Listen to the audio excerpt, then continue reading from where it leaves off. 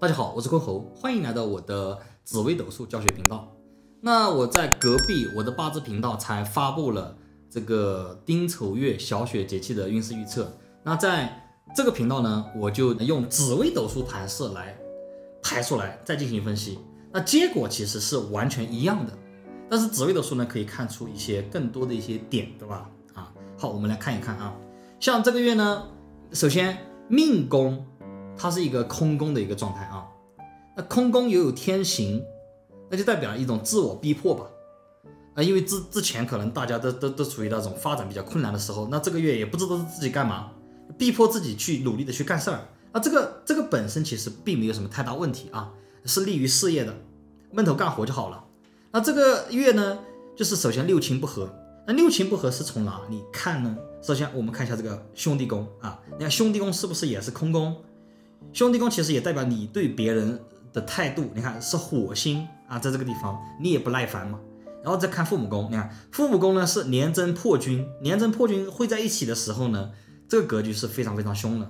相当于别人和你沟通的时候，你是完全不理不睬的，不管是父母啊、朋友啊，还有这个还有就是亲人呐，任何一个方面，就是你不想理睬别人，别人主动来教你沟通的时候，你也是不耐烦的，而且一两句话说不好就很容易起斗争啊，斗争起来，这个其实很容易理解嘛。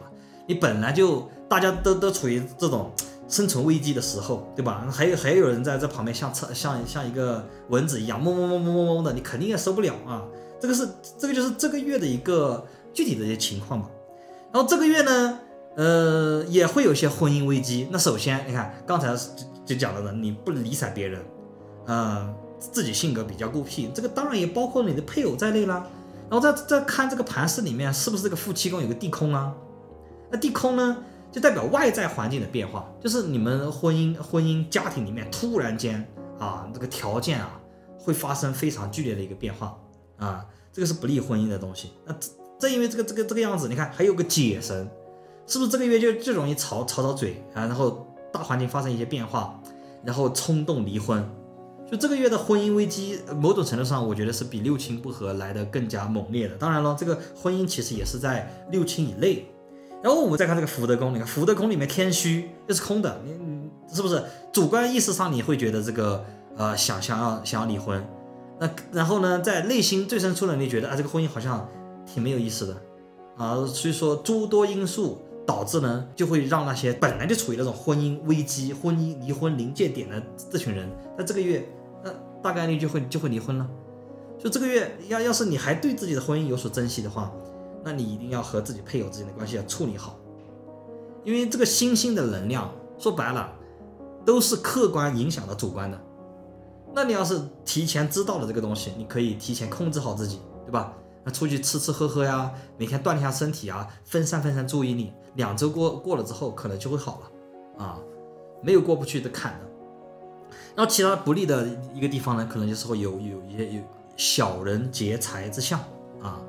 那大体上没什么问题。我们看这个财帛宫，天机天梁在这个地方还是比较旺的，也就这个月其实是有可为的，财运还是可以的。但是这个地方有个阴煞和地劫，是不是赚钱的前提条件下会有一些小破财啊？比如说有人给你借个什么几百块啊、几千块钱啊，借了就不还的这种情况，或者说你网购买了个什么残次品，然后又退不了，对吧？或者你报个什么机构，交了一笔费用，享受个什么服务，然后别人跑路啊，大体上就会印在这个小失误上面。当然了，如果说你在做大的这种环节里面，也会印在你要去做一个事情远远超出你的能力范围，导致最后这个事情做不成，从而破财。所以这个月你做任何事情啊，最好守业，不要创业，就是你之前一直在努力做的事情，你就把它做好就好了。不要做新的东西，不要做挑战高难度的东西。那在这个节气应该来说是比较好的。然后你看官禄宫嘛，天同太阴，是不是也是妙旺的？那官禄宫就代表之前的工作进行持续的运转，那持续的运转是非常好的。所以这个月其实是非常利于事业的。那在这个小雪节气的2周时间里面呢，大家就怎么说呢？就是好好的努力专注于自己之前的这种进入正轨的事业啊，然后呢多和自己配偶之间建立很好的关系啊，尽量不要参加任何的聚会，不要和大家产生很大的这种冲突。那这个节气应该来说还是有所得的。然后在迁移宫呢，我们可以看见太阳、禄存、巨门、天马在这个地方汇聚，它其实是比较好的一个现象，就代表自己亲力亲为的事情可以有所斩获。但这个地方有化忌，那化忌呢就代表其实还是一种争抢之象吧，就是怎么说呢，特立独行的争抢之象，就是你去做这个事情，虽然说你得利了，但有些人眼红，对吧？有些人眼红呢会从中作梗，会破坏你的这个行动，配合整盘里面这个兄弟父母宫不好啊，就会产生很严重的冲突了。所以说接下来2周时间里面，你做的事情最好静悄悄的去做。虽然说这个东西有个太阳在这个地方会被别人发现，但是呢，你尽量低调一些，真的，该让利的时候一定要让利，低调一些，静悄悄的去做。那么你大体上是可以度过难关的啊。这个就是小雪节气的运势预测啊。